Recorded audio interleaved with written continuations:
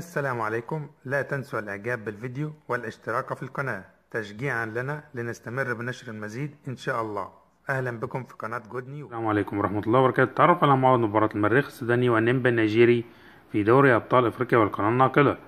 في البداية لو انت مش مشترك معنا في القناة يا ريت تشرفنا باشتراك بالضغط على زر الاشتراك الاحمر اسفل الفيديو وتفعيل جرس التنبيهات ليصلك كل جديد ودعم الفيديو بلايك. يلعب اليوم الاربعاء فريق المريخ السوداني ضد فريق نمبا في اطار مباراة اياب دور 32 من بطولة دوري ابطال افريقيا، وانتهى لقاء الذهاب بفوز فريق المريخ بثلاثة اهداف دون رد.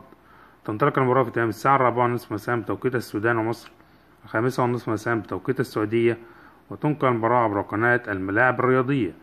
نرجوكم ترك توقعاتكم على نتيجة اللقاء. شكرا لكم على حسن المشاهدة، تنسوا الاشتراك معنا في القناة.